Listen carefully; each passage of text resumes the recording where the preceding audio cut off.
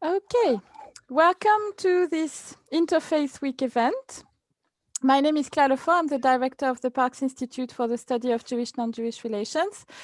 And I'm very happy to host and facilitate this event and every year the celebration of Interfaith Dialogue, as it is part of the Parks Institute mission to combat any forms of intolerances, anti-Semitism, racism, etc. So I would like to welcome all the speakers, including Emiliana Silva, who will be co-chairing with me, Anushka, who is a Parks Outreach Fellow and who will be supporting us. And I would just like to open the discussion about saving the Earth by saying that this dialogue is very important. We need to share our views, different views from different faiths in a very positive and inclusive way, not to compete between each other, but of course to share different views on this important topic. So I will now open the floor to Emiliana, who will introduce the speakers. And Emiliana is the chaplain at Solent University and chaplain assistant at the University of Southampton. The current situation that we are living, we really awakes in us many questions regarding the care of creation in all the dimensions, not only the question of saving our nature, protect our nature, but also the dimension of each one of us as individual, how we can take care of ourselves, and also the dimension of our society, how we take care of our society, protect our society, the values in our society. So thinking on this, we invited 4 speakers from different faith traditions that will be speaking to us about their perspective, the perspective of their faith tradition on saving the earth. So we want to introduce you Frank Boulton from the Quaker tradition, also Sarah Hall from Reverend Sarah Hall from Unitarian Reformed Church, Martyn Rose, that is the president of Southampton Hebrew congregation, and Aiman Alzetani, that is our Muslim faith advisor. So Frank, I think you are the one starting the speaking. Thank you, Emiliana, and good evening, everyone. Yes, I feel quite honored to be asked to make this presentation on behalf of the Quakers, but the first thing I must say is that what I'm talking about is my own interpretation of the Quaker tradition. It's very difficult to pin Quakers down to an absolute line because we tend to be liberal, and that means that we learn for ourselves, we learn how to express for ourselves. So it's very difficult to say that this is an official Quaker position, but I hope it represents what the majority of Quakers feel, because it's what I've been developing over my last 30 odd years as a Quaker. For those of you who are not particularly familiar with what Quakerism is and who Quakers are, we arose out of the Christian tradition in England, in Britain, in the middle of the 17th century, at the time of turmoil of the civil war between Cromwell, Parliament, and the King. And we survived that and went on to survive throughout the 18th, 19th, and 20th centuries and emerge in a form that still is a spiritual, religious, experiential position, but which it has developed its own particular lines of interpretation of liberal spiritual thought. Although whenever I talk to my lovely friends who are represented on the panel here, I realize just how close our ultimate feelings are. There's a huge amount of agreement, although we express our traditions in different ways. So Quakerism, as I say, arose in that way, and we would say these days that it's got 4 or 5, we call them testimonies. And that means, although we don't have a written creed, we do have lots of beliefs, but we don't limit ourselves to a form of words which we have to recite. And that's because we believe that words change meaning historically, and there's been lots of disputes about what particular words mean. So we like to get behind the words and get to a more mental understanding of what the words are trying to say. So our testimonies are to simplicity. We try to be simple in our lifestyle, truth and integrity, which is very much a part of Quakerism, at least in tradition. We also believe in equality. That probably is almost a fundamental one, because what we think in terms of is an equality before God. We're all equal before God. There's something of God in every human being. We also increasingly want to care for the environment, which is part of the theme of this evening, and also very much advocate a peaceful way of life. So that sounds all very lovely and ideal. How do we actually do it in practice? Well, with difficulty, always. It's not easy to live up to all these expectations. But if we come to the caring aspect, which we really want to sort of concentrate on today, the concept is fairly straightforward, but the practice is always a bit more difficult. The first thing is obviously, well, I say the first thing, and I say obviously, I want to say the first thing is caring for ourselves. That in some ways can be the most difficult, because it's all very well for those of us like me, who's lived a very privileged life, had a very secure, loving childhood upbringing, not in Quakerism, but in a traditional form of Christianity, but nevertheless very loving, very secure, born in 1941, so that's in the middle of the Second World War, growing up remembering aspects of that war and the war life afterwards, but nevertheless feeling utterly secure because my mother loved us. And that was a very seminal experience to us. So being loved is the secret to learning to love oneself, at least to some extent. We have to learn also to avoid being arrogant and overconfident, but actually if we are in a position to love ourselves, that takes us a long way forward. But it means that we also have to be very sensitive to those people who are much less fortunate than ourselves and therefore are in themselves less secure. There's this thing called the imposter syndrome, which is traditionally been applied often to women, but actually does apply to men. These people who lack the self-confidence to really believe that even if they make a success of life and get into quite good jobs, do they really deserve to be there? That lack of self-confidence can actually be quite destructive and therefore inhibiting. So we do have to learn how to love ourselves as well as loving others. Then when it comes to loving others, we've got our local community, our family that we are very familiar with. And families, of course, can be very disruptive. I had older brothers and sisters and a sister, and our family dynamics still exist. Our sibling relationship, whenever we meet up, it's the same as it was 70 odd years ago. It's really quite extraordinary how we still live with our siblings in a very loving but very diverse way. So it's easy to love our families and our local community. Love of the wider community. Well, I have to say that I have an acute sense of shame about British history. And it's been very much brought to light by the Black Lives Matter movement, because that has really brought out the shameful aspects of our British history. So am I proud of my country? Well, I have to say that I'm very relieved to be a British citizen whenever I go abroad, and knowing that there is a system behind me that if I get into trouble inadvertently, I can be protected.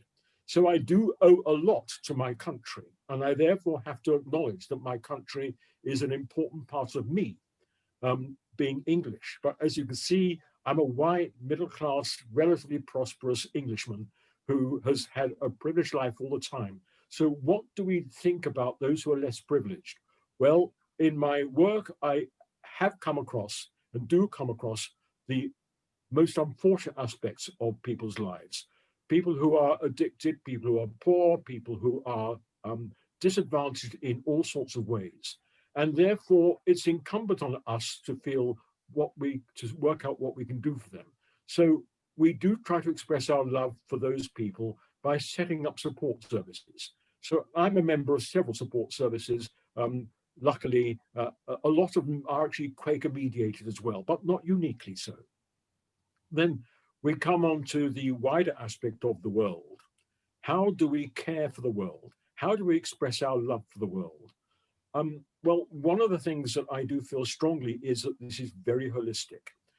We have to advocate sustainability. It's quite clear that the lifestyle of the Western lifestyle is greedy.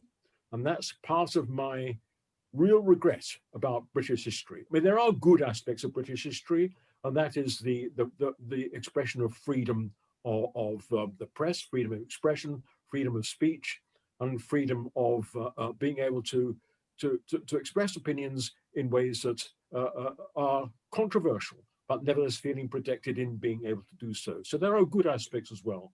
But when it actually comes to advocating care for the world, that's where we really have to show our mark. So what do I personally do to try to encourage sustainable living? What is my carbon footprint? Well, I know my carbon footprint, and actually is unsustainable.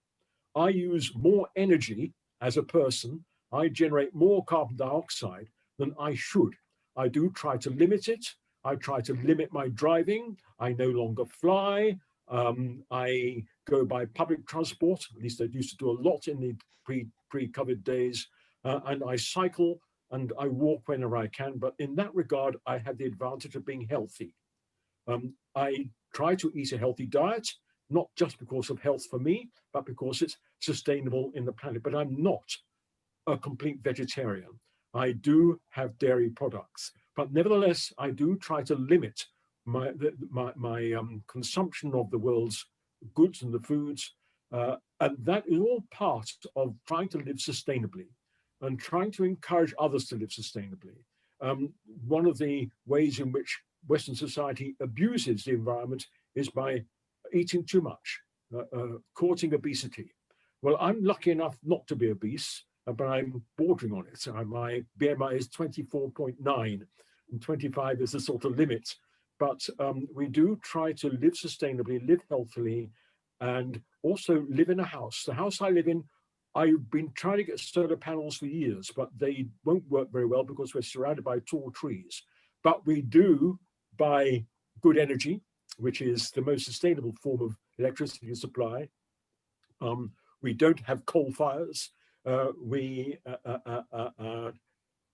are very abstemious as we can be with the use of water and the various other forms of consumption. So these are all little things that we can do to bring down our consumption of the world's resources. So that's the way I care for the planet, care for our community, care for my lovely Quaker friends, care for the FRC in the university, and try to care for myself. Thanks very much. Thank you, Frank. Aiman, do you want to share with us your perspective?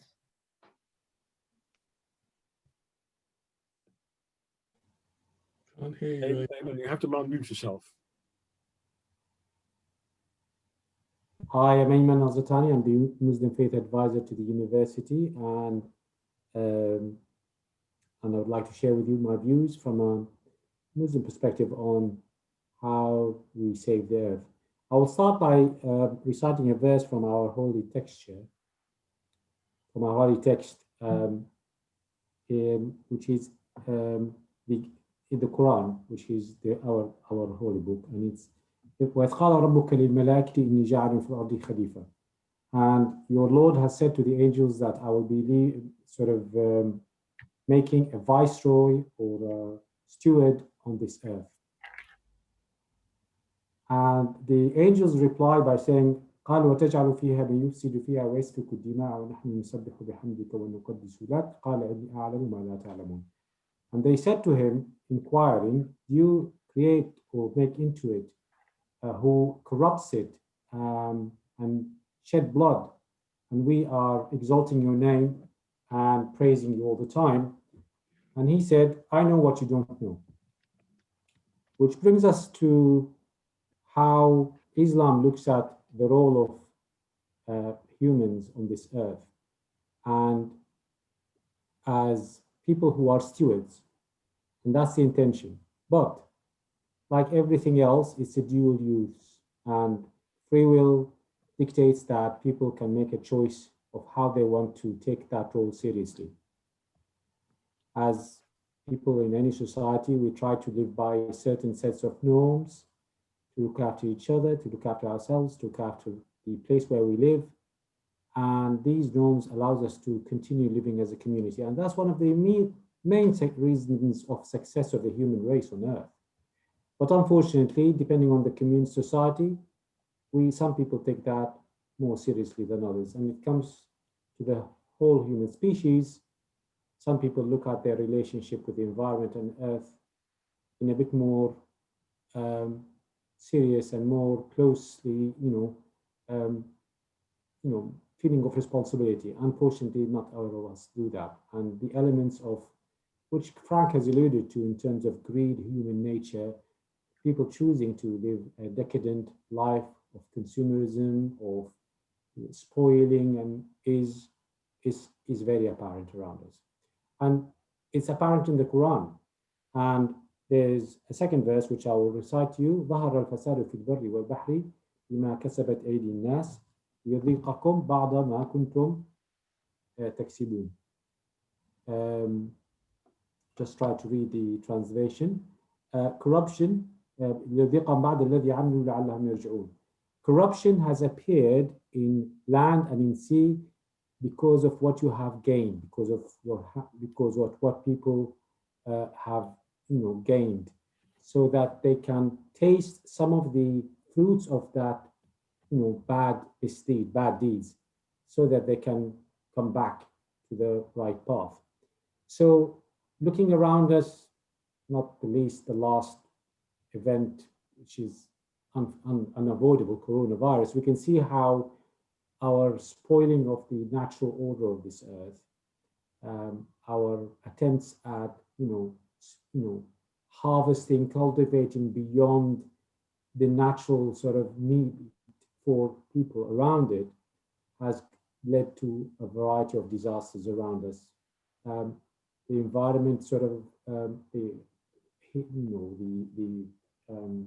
the heating of the earth, the ozone layer holes, the coronavirus sort of jumping from animals to humans to husbandry and intensive farming efforts and all. And you can make a big list, is kind of the corruption which we have sown in this earth, which has now came back to taunt us. So, and the Quran always look at our relationship with things around us as one of equals. And it starts with human beings. And when he says, "Oh, يا أيها الناس إنا خلقناكم من ذكر وأنثى وجعلناكم شعوبا وقبائل لتعارفوا إن أكرمكم عند الله أتقاكم إن الله عليم خبير." O you people, we have created you from a pair, a male and a female, and made you into tribes and nations, so that you know each other. The most noble in the sight of Allah is the one who is most wary of him. Allah is most knowledgeable and expert on these affairs, which means that there is a reason we have these differences amongst us, but that difference is not a reason for us to differentiate or look down or not treat as equals. But then he extends that to the relationship between us and the environment. And there's this verse says, وَمَا مِن دَابَّةٍ فِي الْأَرْضِ وَلَا طَائِرٍ يَطِيرُ بِجَنَاحِهِ إِلَّا أُمَمٌ أَمْثَالُكُمْ. And there is no animal which goes on this earth, or a bird which flies with his wings, other than nations like you, which means that we are a nation of equals, and whether it's human beings or whether it's creation. And that imposes on us an ethical responsibility to look after these nations. Now, I always remember David Attenborough when he says that the notion that human is the most superior being on this earth has been very devastating when it came to the point that we felt superiority. And I can agree with that point, because if you had that notion, and unfortunately even humans between themselves, some races think that they're superior to other races. which gives them entitlement to behave in ways which they shouldn't. But some people take for granted that being a human being makes you more important than any other creation, which I think is a really wrong way of looking at your relationship with others. And I agree with David Attenborough that it has really devastated the earth. Some people thought that we are more important than any other thing, whether it's a land, a fauna, or flora. And this is why I take you back to the point I was saying about I'm making in this land a steward. A steward is a servant. And this is where Islam says, you are a servant of mine looking after my creation. You're not there to abuse my creation, you're there to look after my creation. And that involves people, environment, yeah?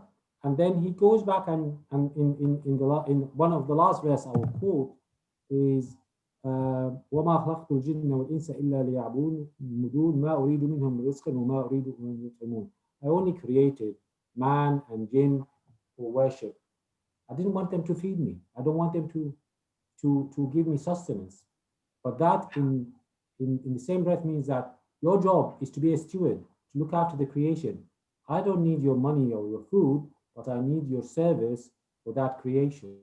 And unfortunately, some people forget about that, and they look at this as a spoils of war, that we are there, we are superior, and we take advantage of everything which is in front of us, not appreciating the blessings we have and the grace we have from God to look after this.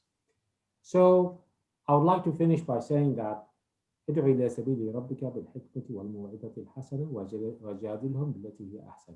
Call to the way of your Lord using wisdom and gentlest of advice, and make arguments in what is good.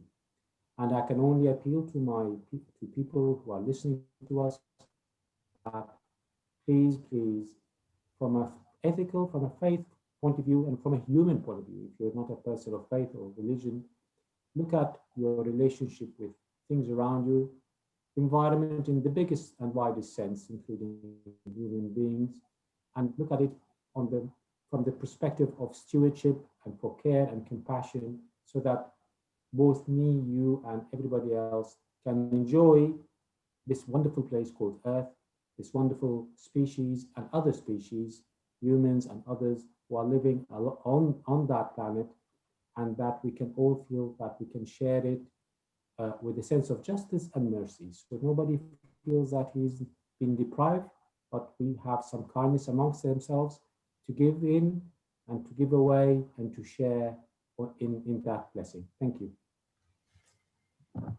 And I think it's your turn, Sarah. Share with us your perspective. That's right. I'm Sarah Hall, a minister of the United Reformed Church in Southampton and one of the Free Church chaplains at the University of Southampton. And as someone who believes in dialogue, I'm glad to be part of this conversation and already to hear so many echoes of what I'm going to say too. But I'll start with a disclaimer.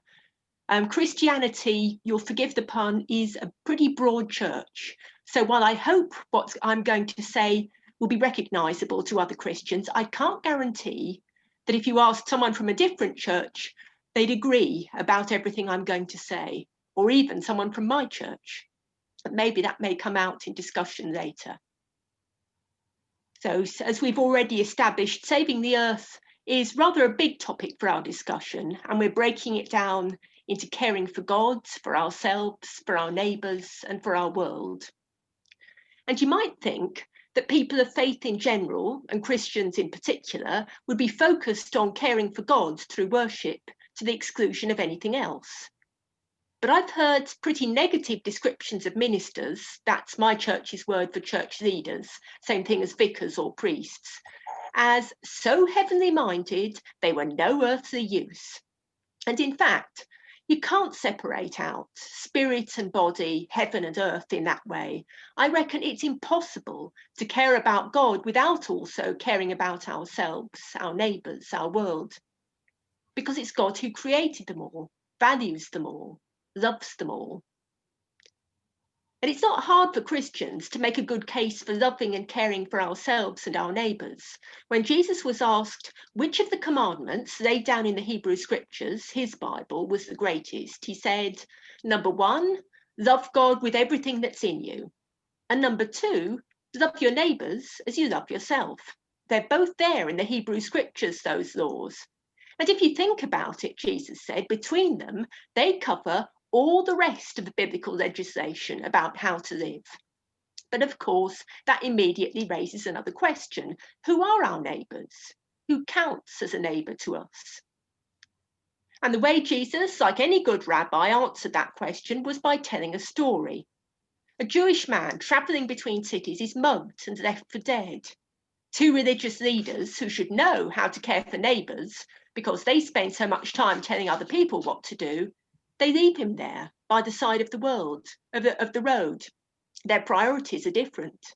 It's a foreigner, a stranger, a Samaritan, someone who doesn't live by exactly that set of rules, who sees the man in need and stops and rescues him. So who was the neighbour to the man who was mugged, Jesus asks. And the obvious reply is the one who helped him. Now, sometimes that story is being told to mean that we should be helpers and rescuers of people in need. And that's why Chad Vara, who was an Anglican vicar, founded the charity called Samaritans, supporting people in desperation at the end of a phone, which has done so much lasting good. And many other charities and voluntary groups have been set up and staffed by Christians seeking to help their neighbours. Just as many have been set up and staffed by Muslims, by Jews, by people of no faith at all. Care for our neighbour isn't just an attribute of religious people. Now, Jesus' stories can be taken in many different ways, but what I take from this particular one is that sometimes we need to understand ourselves as the people who are mugged and bleeding by the side of the road, the ones being helped and cared for by people who we would otherwise have been tempted to write off. Now, that's not always a popular interpretation. It's much more fun thinking of ourselves as the heroes of the story, ready to swoop in to rescue people who can't do anything for themselves. But in spite of all the loving compassion that Christians have lavished on those in need, there are 2 disadvantages to that way of thinking. And firstly, it doesn't recognise in people the ability to help themselves, but can set up a relationship of ongoing dependency. One example that comes to mind is the way for years organisations like Comic Relief have raised money in this country through filming famous white people going out to places of need and having lovely photo opportunities with little children looking very sick. But after continual protests from people in Africa and other places who aren't actually in need of white saviours, from now on, Comic Relief has decided instead to work with the people from the countries where there are difficulties, not just for them. And to me, that takes seriously the fundamental Christian idea that each person is made in God's image and is worthy of respect for that reason alone. And it also fights against the unconscious racism that can be found in churches as well as elsewhere. What's the other disadvantage I see from Christians understanding themselves primarily as those who care for others? Well, apart from the obvious point, we Christians believe that God has already sent a saviour to help the entire human race, and it is not us. That understanding also makes it harder for Christians to hear the full impact of that second commandment, to love our neighbours as we love ourselves. Because I agree with Frank, loving ourselves is not always easy, but until we can love ourselves, it's really hard for us truly to love other people, not just seeing them as opportunities for us to show God how good and kind and nice we are. And sometimes, I have to admit, traditional Christian beliefs don't make it easy for us to love ourselves. One school of Christian thought, and in fact, it comes in origin from Calvin, the theologian to whom my own church looks back as its originator, argues that ever since the fall, that moment in the book of Genesis, when Eve in the Garden of Eden disobeyed God's command, ate the fruit from a forbidden tree, ever since then, the whole human race is completely depraved, unable to do anything that's good. And it's only Jesus' own total goodness, this argument goes, that can cover over our own sinful nature to make us acceptable to God. Now, it's easy to see how this sort of thinking can feed into anxiety and depression to make people feel they're hopeless, useless, unworthy of God's love. But that is not the only way to look at it. We human beings are fallible, certainly, fragile, evidently, able to make terrible decisions that damage us and others, obviously. And yet, deeper than all that damage, I believe our truest identity is that we are made by God, loved by Jesus, inspired by God's Spirit. You are worthy, I am worthy of God's love, because that is our deepest identity. And when we know that of ourselves, the way we care for each other can be motivated, can be powered by God's love flowing up within us. Oops, sorry, I'm starting to preach. Occupational hazard, you know how it is. But before we float away on a heavenly minded cloud of love, I do feel duty bound to bring us back to the last point of our dialogue, our care for, our love for the earth. And I'm really glad to Frank for enumerating all those ways practically in which we can do that, because there, I think, so many of us, from whatever faith tradition we stand, are as one. But why should we save the earth? Should we, in fact, be seeking to do so? Now, that last is, in fact, a serious theological question. There are Christians who sincerely believe that because our final home is with God in heaven, the quickest way for us to get there is for the earth to be destroyed. After all, doesn't the book of Revelation, the last book of the Bible, speak of a new heaven, a new earth, in comparison to our eternal lives with God? This earth is a temporary thing, set up for destruction. Why worry about it?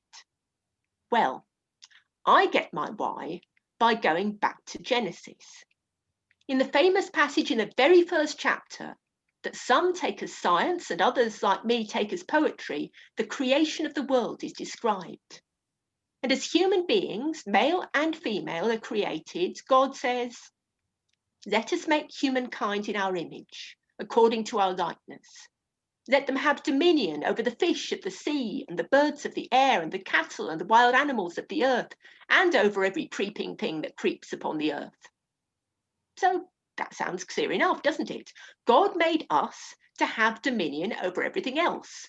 We have carte blanche to use the earth however we see fit.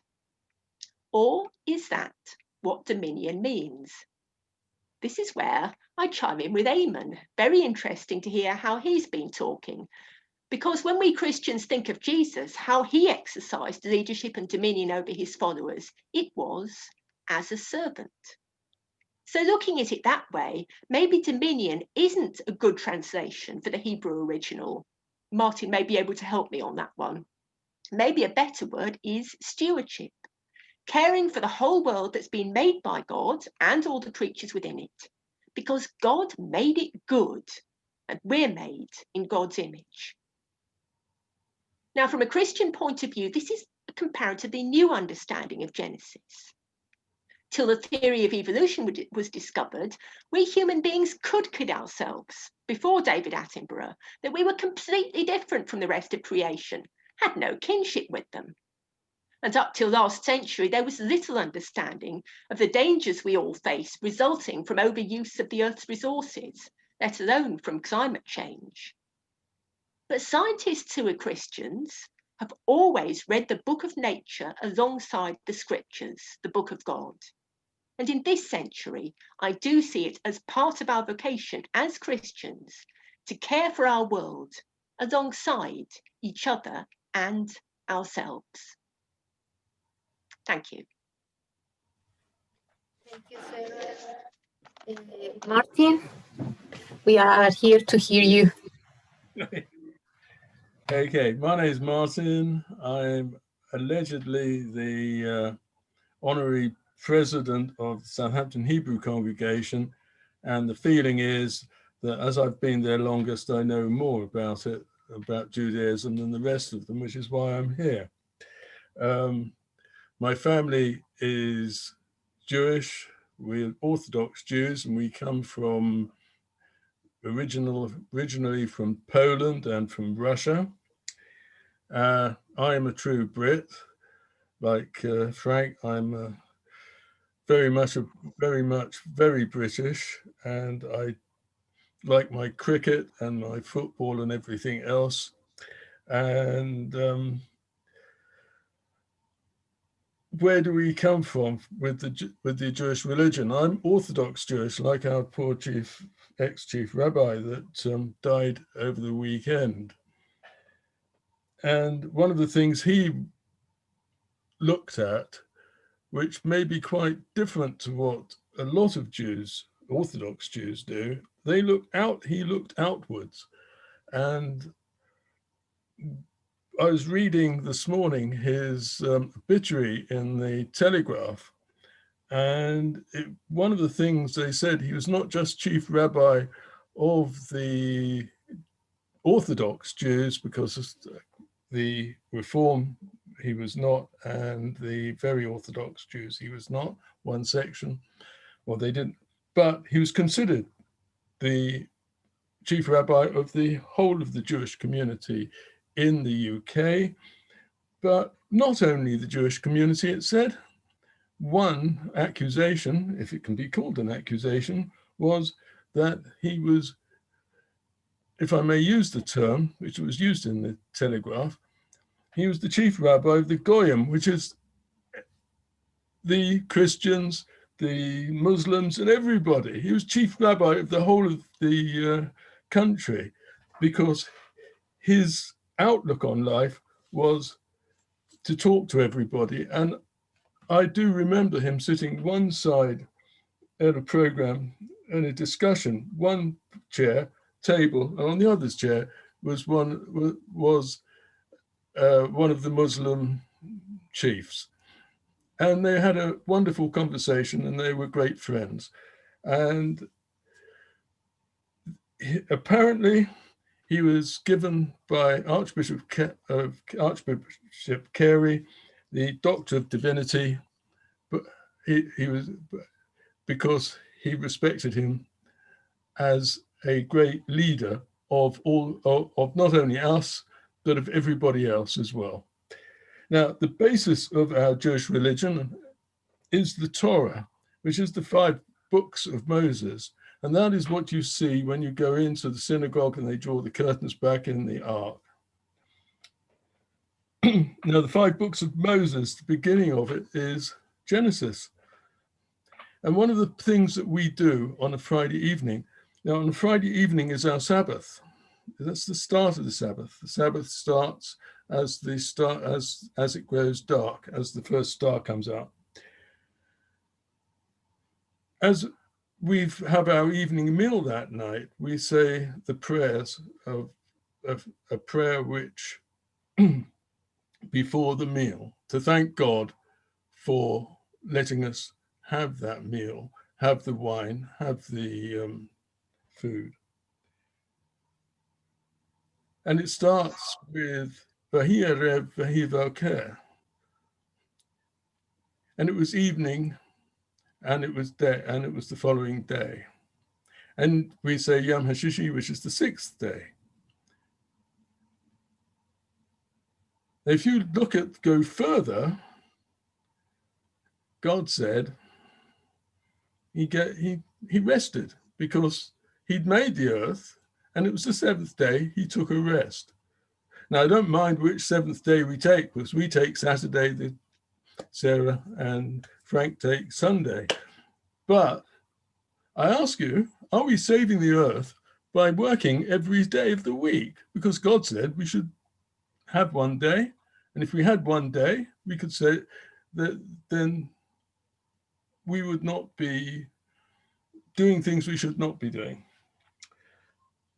And as far as the family are concerned, under normal circumstances, and if you go into a nice Jewish home, that is also what we do.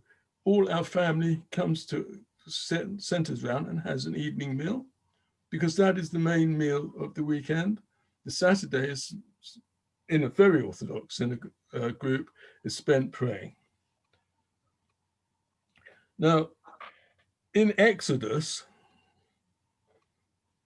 we have the 10 Commandments, and they were given to Moses, and those are the ones that the Christians and us and other people look to. That is the way we should conduct our life.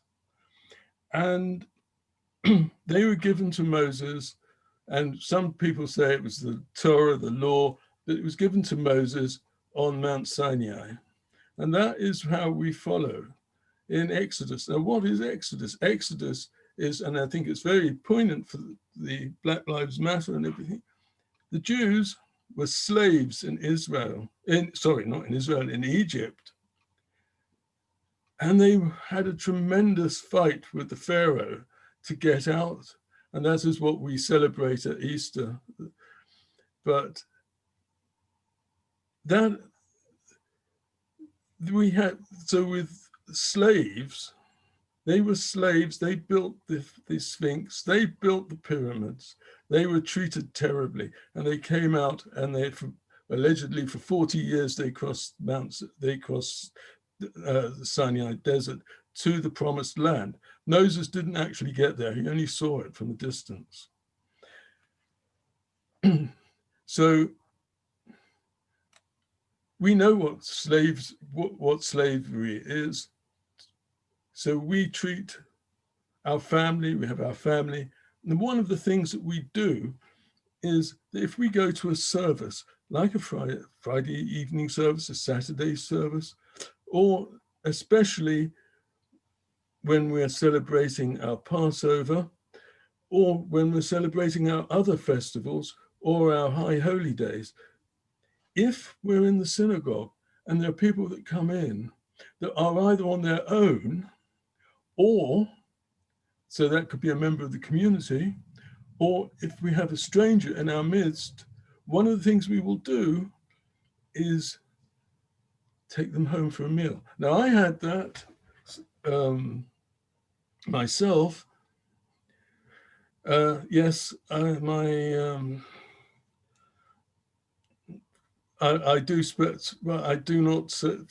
do go away quite a lot. So I'm driving, I'm doing all sorts of things. So I was in France and I had a house over there, and it was one of our high holy days while I was over there. So I went to the synagogue that was about 45 minutes away from us, so I didn't walk. And I was myself and my wife, we were strangers there. So what did the president do? He invited us back to his house for a meal. He would not let us go away. And that's the way the Jewish religion likes to do. We like our family around us, which we can't do at the present moment.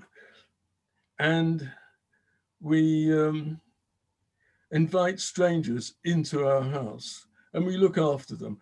In the example, just down the road from where I live, I got a little note actually about 3 or 4 years ago that certain people were living in Chandlersford where I live. Do I know them? So no, I didn't.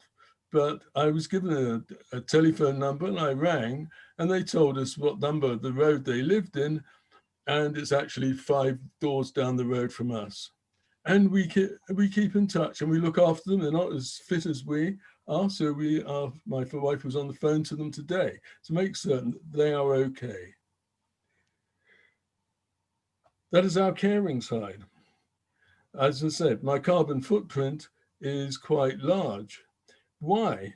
Because I have to drive to Yorkshire to see my son, or he has to come down to me.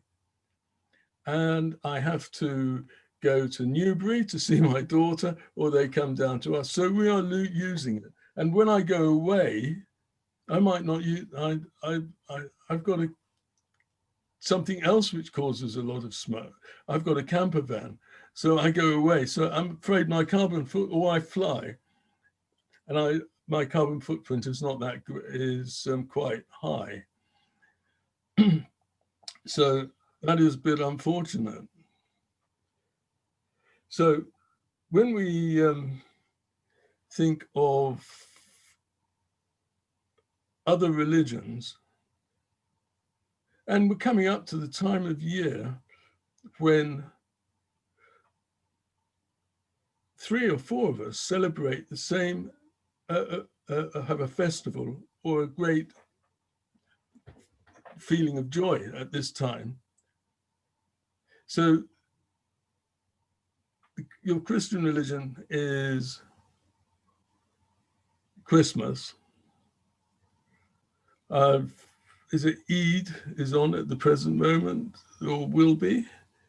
And we have Hanukkah. And Hanukkah is a festival, they're festivals of light. So we all get together. It's something that we can all enjoy. And I find that there is a similarity between a lot of our religions at round about the same time.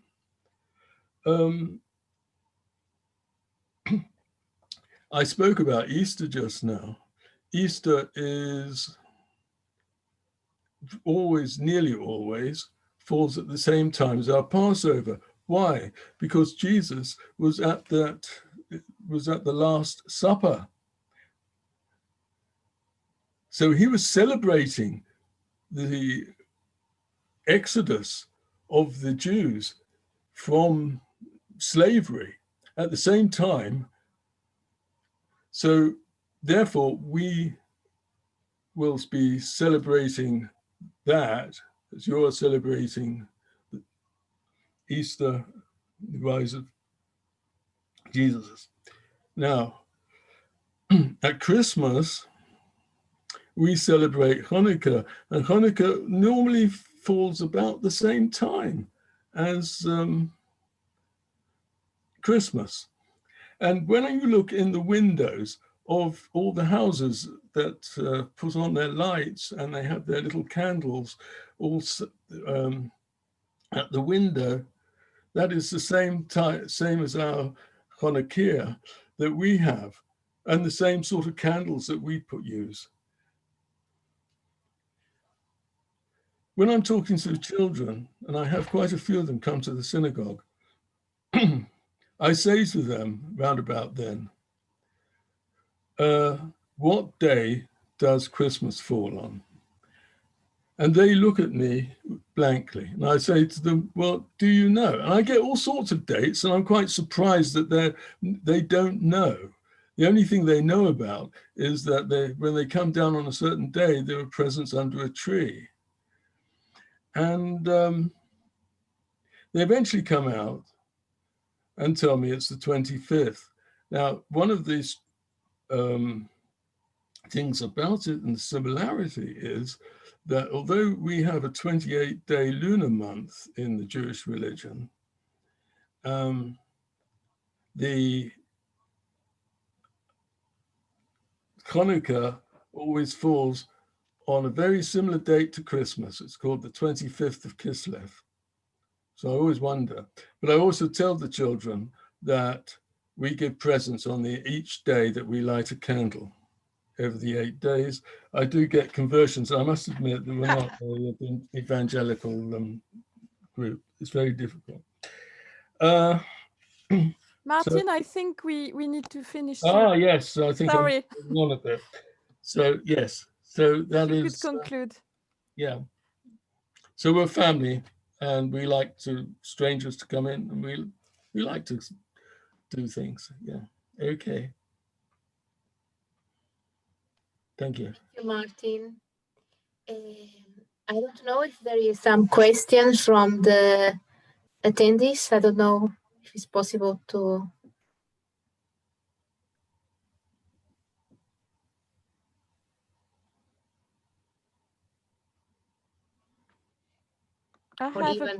I have a question or a comment, actually, because a lot of what you were saying reminded me of, well, my own talk tomorrow in Chagall. And Chagall, you know, always having all these animals and this nature in his paintings, you know, these goats and cows and roosters and mythical animals that nobody can identify, and fishes, etc. And a lot of this is connected, or at least many commentators link it to Hasidism and to this very specific tradition within the Jewish tradition, which in a way emphasize the fact that the immanence of God, the fact that God is in every object, every aspect of life, the omnipresence of God, and the fact that actually you can reach what is called devekut in the Hebrew, the communion with God, through actually paying attention to every single object or animal, or and in a way in very mundane acts in your religious life, ritual life. And that is not just about the educated people, it's not just about studying the Torah and the Talmud, that actually this communion with God is accessible to each and every Jew. And it's interesting to see that actually this thinking was already there a long time ago, and that this tradition, of course, is as you showed it so brilliantly, the four of you, there is a lot in common, of course. Yeah, that was my comment.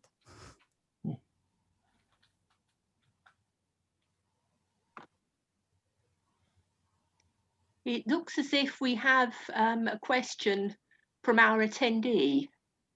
I've just noticed in the question and answer. Yes, I think the Roses are taking over here, actually. I'm related to one of them, Anushka's my daughter. So yes, it's her father speaking.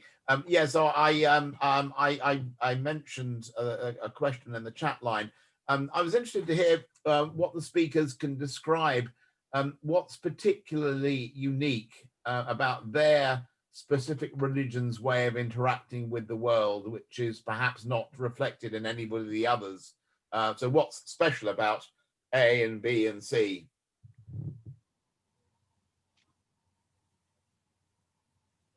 Yes, Aiman. I'm sorry, am I taking over as moderator?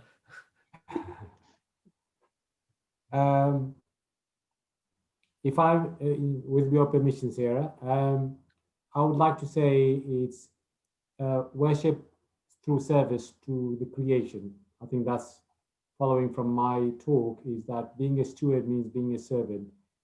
And when our God says the most noble of you is the most wary of him, i.e. the most wary of the need to serve him through his creation, i.e. you take because you are the sentient being in this earth, you have the ultimate responsibility for serving. Other creatures have instincts, and they fulfill their instincts within reason, and they will not transgress.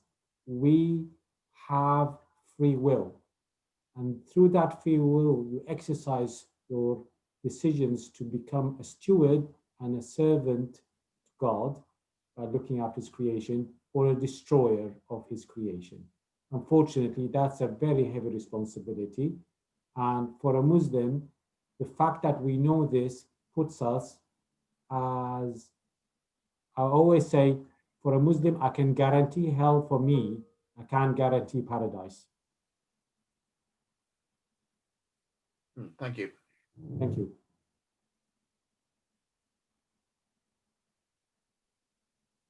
Yeah, Frank, you are mute. I'd like to respond briefly. I don't disagree with anything. In fact, I think I go as far as to say is that we Quakers would not claim to have a unique attitude to the world that's different from the other major religions. I think possibly what's unusual about Quakers is, at least in theory, we are completely non-hierarchical. We don't believe, although we may not always practice what we believe, that there is any inherent superiority or inferiority about any human being. I think we probably do believe that humankind, the human species, is, although very closely related to the other life forms and integrated to life on Earth, does have something special about us that can relate to God in a way which most other animals and plants can't. because we have some sort of intellectual advance about our physiological development. But in that regard, that's not a privilege. That is something to be really humble about. And I go a long way with the idea of the stewardship. But one thing I would say about stewardship is, what are we stewarding for? Are we stewarding ultimately for ourselves? Are we acting in our self-interest, the stewards, to preserve the nature of humanity? Or really, are we being, I would like to think we're rather more than that. And that's all of us. So, it's not so much a stewardship so that we optimize the conditions of the world to keep us going, but we act as stewards for the whole of creation. That we should be in a position to undermine our own advantages, to minimize our own advantages, and use the powers that we have for the ultimate good of all creation, not just ourselves. And that's more than just stewardship. There's a real sort of caring responsibility for all of life on earth.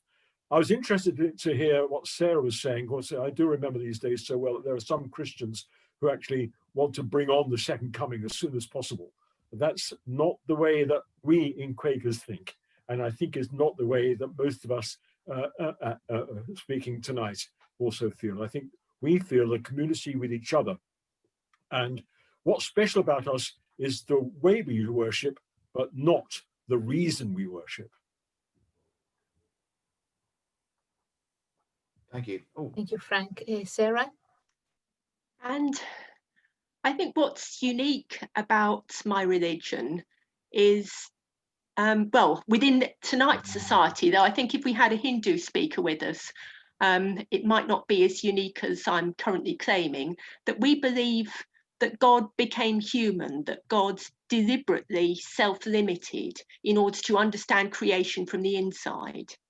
And as I understand it, and as I believe, that makes creation all the more special, something that God has interacted with on an intimate level from the inside, knowing what things smell and taste and touch and sounds like, and therefore should give us all the more reasons to love it and care for it and preserve it. But not all my fellow religionists take that moral from our understanding that God became human. So I can't claim that every Christian would take that point of view. Isn't that the fundamental difference between Christianity and Judaism, is that you're assigning to the deity some sort of form of anthropomorphistical existence, which in Judaism is absolutely not the case, because we view God as being absolutely unique and without parallel and with no essence of physicality. Yes, and that's the problem Islam has with us as well. So I apologise to my fellow people of other faiths. We are awkward and annoying in that way, but that's what we believe happens. So we have to live with it and act accordingly. Thanks. Is it not the fact that as the Jew will go direct to God for his beliefs, or to get something from that, and that would be taken, let us say, at our high holy days, when we ask God for forgiveness for our sins that we've committed during the year. And what is he? And then that is at the New Year, and then the following 10 days later, he then repeats that. But by that time, God will have planned out what he is going to do for that person, although we don't know it. Yeah, it's fundamental that we talk directly to God, whether it's every day, rather than being any vicarious being between us and him, between us and God. And I use the word vicarious there in a very tendentious way. Yeah, absolutely. I mean, on Rosh Hashanah, on the Jewish New Year, the main characteristic is of us recognizing God as being unique, as being the king, and then during the following days repenting. But first of all, one has to recognize the uniqueness of God before throwing oneself at his mercy.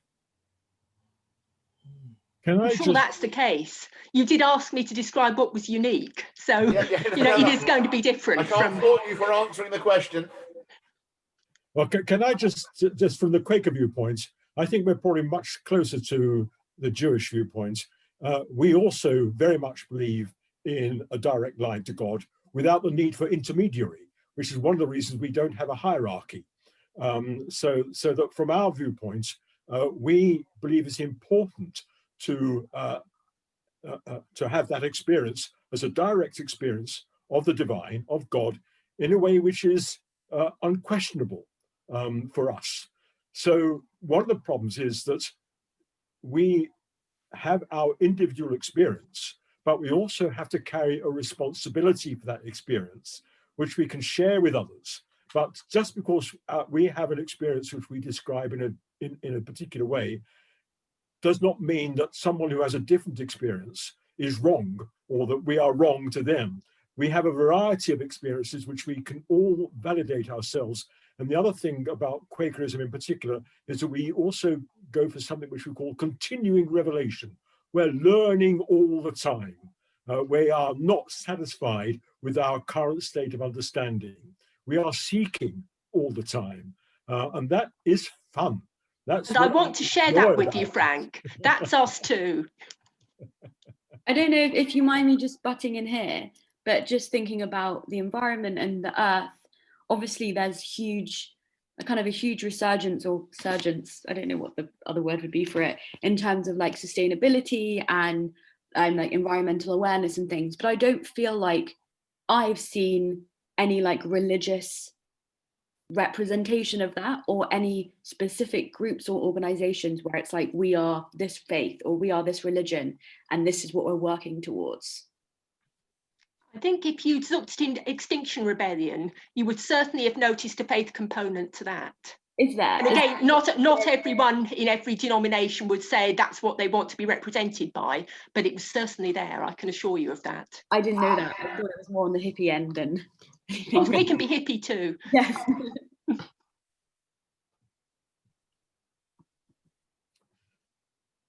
Some more questions or comments?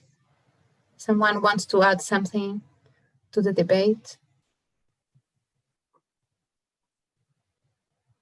I think I'd like to call it dialogue rather than debate. Oh, yes, dialogue. Thank you to correct me. It's really Thank you. important that I think that we are talking about our own insights, but listening to others and willingness to learn from others as well. So there's certainly from my point of view, there's no absolute in all this. I think that was the striking thing, is that actually all four of you are coming really from quite a similar perspective of, we have this kind of special role in the world, and that role is like preservation and kind of just like kindness and goodness to things around us, whether they're people or nature.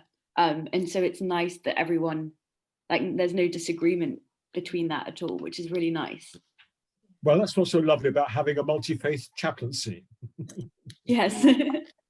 And if we're talking about the same ultimate reality, then you'd expect us to converge.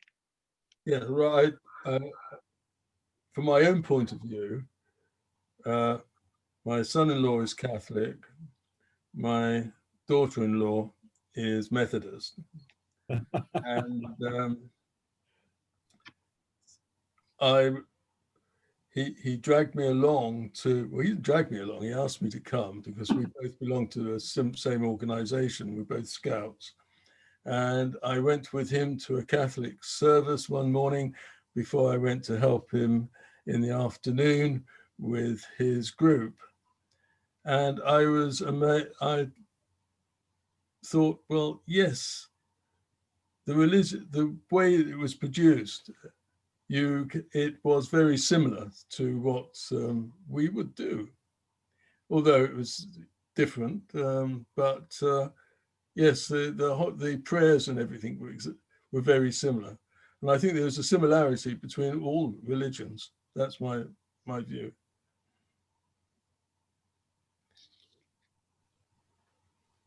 Perhaps if there is no more questions or comments, we can say that we finished this dialogue. This dialogue is online because I think the dialogue keeps going in our different conversations, and especially through all this week in the different activities that we'll have. Yes. I think the next one is the Wednesday one, if I'm not wrong. Oh no, tomorrow, the Parks Institute has. So tomorrow at 12, the NHS Solent Trust have got another interfaith, it's like an interfaith panel rather than a dialogue at 12. And then we have the Parks lecture on Chagall at 6 tomorrow. What's that about, Anushka? Sorry? Midday, the one in midday tomorrow, what's that?